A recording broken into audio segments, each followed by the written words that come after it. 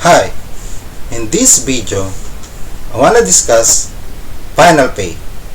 So what is final pay?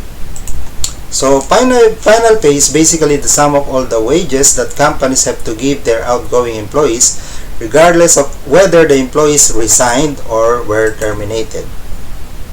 Okay, so what are these wages or benefits that an employee should get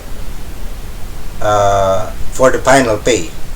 Okay, now according to the Labor Advisory number 6 of Department of Labor and Employment, excuse me, so series of 2020, we have on the number 2 for the final pay, the employee should get the unpaid earned salary. So this is actually the whole salary, and also the cash conversion of unused service incentive leave, and also the cash conversion of unused vacation or sick leave. Okay, so by the way, according to the rule of DOLE, the only requirement for service incentive leave is only 5 days in a year, no? But of course, it depends on the policy of the company. In some companies, they are giving more to the employee. So therefore, if the employee has 15 vacation leave in a year, so if it is unused, it should be given to the employee, the cash conversion of that. Okay, and then we have the prorated 13th month pay. So that means if you resigned in let's say June, whatever is the total basic pay from January to June divided by 12, that will be your 13th month pay. That's why it's prorated. And we have the separation pay and also the retirement pay.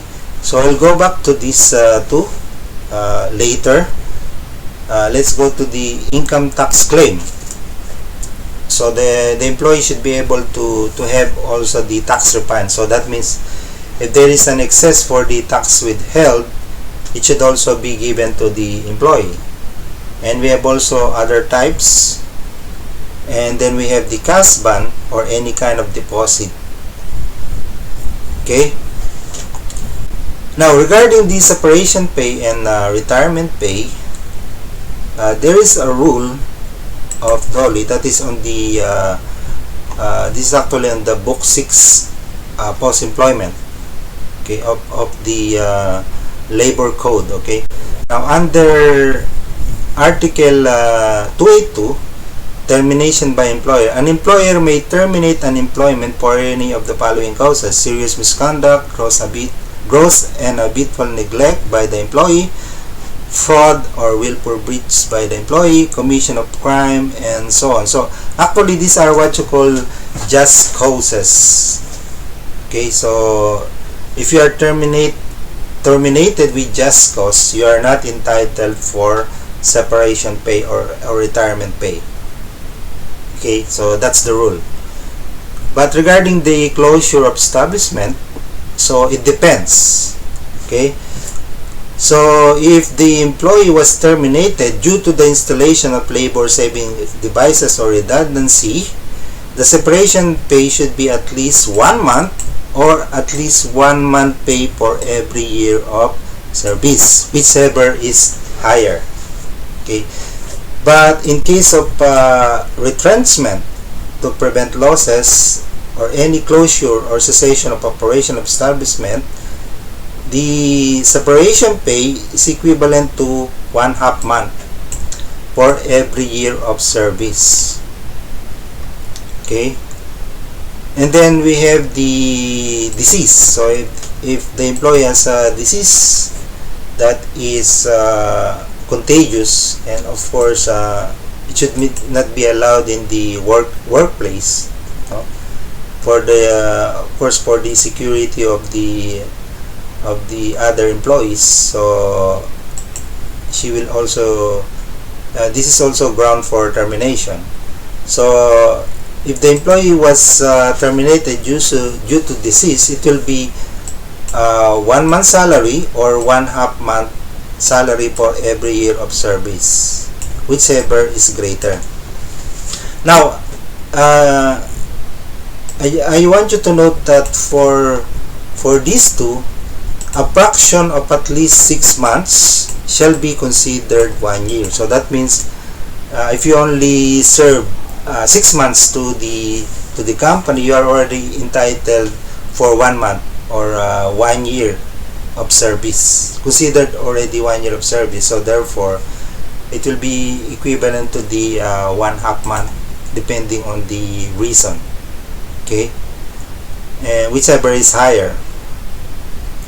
And then there is also, of course, the employee can also terminate the employment. So in that case, for example, the employee resigned, he is not also entitled for final pay. I mean the separation pay.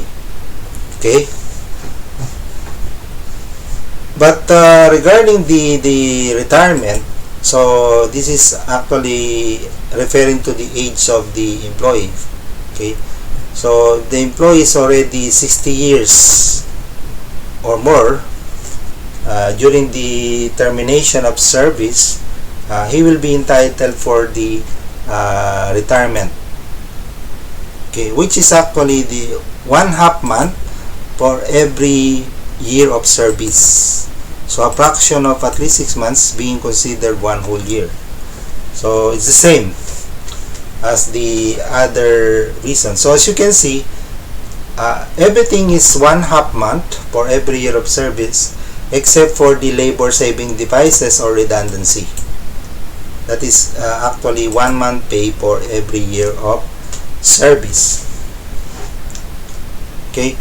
Now the question is, can you be able to get the separation pay and at the same time retirement pay? Okay. Now according to one article which came from the Manila Times, this is actually a column of PAO. Okay. Now according to PAO, there is actually one employee who got their advice, no, regarding his case.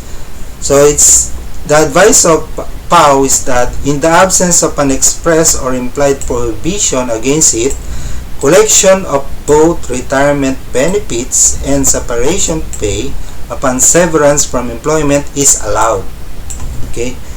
Hence, the receipt of separation pay due to retrenchment shall not bar your claim for retirement benefits if all the requirements provided for by the law are present. So of course, if you are more than 60 or more years, then you are entitled for the retirement, and at the same time the separation pay. So it's double. You receive the separation pay and also you receive the retirement pay. Okay. Now, how do we implement all of these concepts in HR Tech? Okay. Now, in order to create a new final pay, all you have to do is to go to payroll and then final pay. And then from here you click add new record, and then here you select the employee, and then here the separation date. So separation date is, let's say, December 16, and then here the reason. So as I've said, we have the termination we just discussed, resignation, retirement, redundancy, retrenchment, termination due to disease, closure or cessation of operation, or disease. So each of these has their own item of benefits, no, depending on the reason. Now I will select retirement, which is actually the maximum, so that we can all see all the benefits that the employee should be able to get. Okay.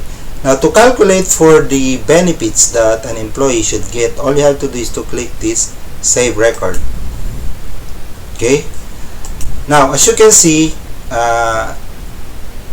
about Kim Yun receives unpaid salary. This is actually whole salary of October 15, 2020.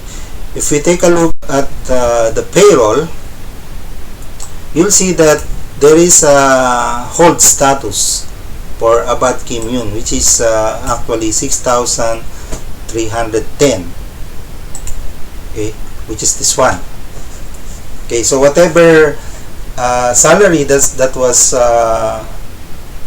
hold on the payroll, it will appear here as a compensation.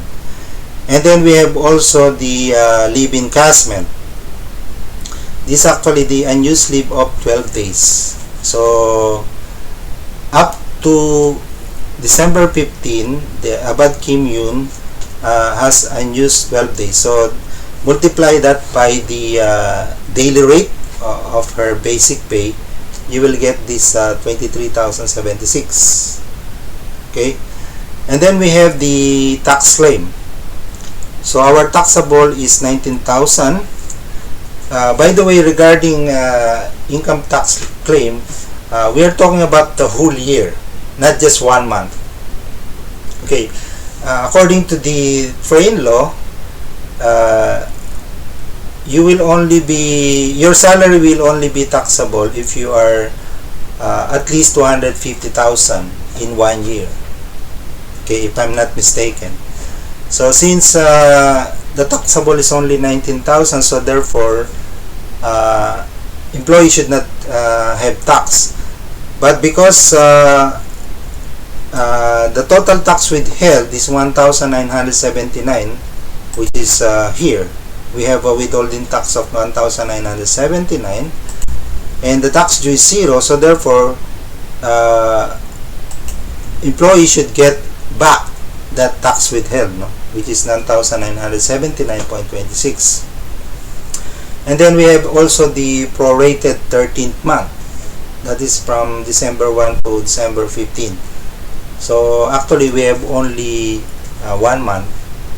Okay, but of course, as I said, whether it's 1 month or 3 months doesn't matter, because the calculation is that it will be the total of the whole year, total basic pay for the whole year divided by 12. Okay, so if we divide the basic pay by 12, which is this one, this basic pay here, this 12,552.89, we will get 1,046.07. And then comes the retirement pay. Okay, so retirement pay, this is actually the covered period, that is from October 6, 2017 up to December 15. So this is actually from the date hard. Date hard for Abad Kim Yoon is October 6 up to December 15. So that is approximately more than 3 years. So the salary of Abad Kim Yoon is 50,000 in a month. So half of that is 25,000 multiplied by 3, we will have the 75,000. Same thing with the separation pay. So as you can see, both retirement pay and separation pay are here because the reason is retirement. Okay, the program doesn't calculate for the age because this is actually the responsibility of the one that is entering. So if it is if the user input here retirement, so the program will just trust the user that the employee is on the retiring age already. There's no counter check. Okay, so the program will just give retirement pay if it is for a reason of retirement. And then we have the cash ban. So this is actually the auto deduction that is refundable. If you can remember, with our settings here, we have here the deduction types.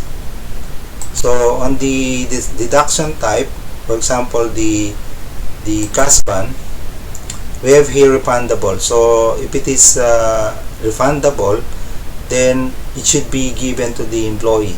Whatever is deducted, the total of the deduction will be an income in the final pay. Okay, and then we have also here the deduct from final pay. So if it is deduct from final pay, it will be a deduction, like loans, for example. Okay, like if we go to the let's say cash advance or maybe SSS loan, you will see here deduct from final pay. Okay, so now if we go to our final pay, there is here CASBAN. Okay, so we have a CASBAN of 150 that was deducted, so it will also an income to the employee. And then here we have the unpaid loans. So we have 1, 2, 3, 4 unpaid loans. We have cash advance, and you will see here the ID, cell phone loan, cash advance, and SSS loan. So the total remaining balance will be here, and it will be in the negative. So if you see the total of this from top to bottom, it will be 114,982.46. Now, if there's anything that an employee should get, and it is not mentioned here, because as we said in the labor advisory, there are also other types of compensation stipulated in an individual or CBA, collective agreement, if any. So if there is other compensation that an employee should get, you should be able to manually add it here, because that one we don't know. It depends on your company. That's why we call it the other types. Okay, so we can put here the other compensation. Let's say I don't know, other compensation, whatever it is.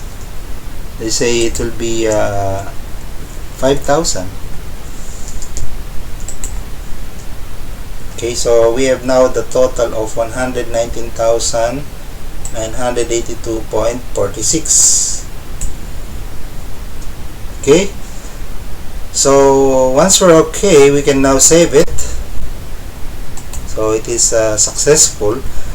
So once we have all of this and we save it, we can now print the quit claim.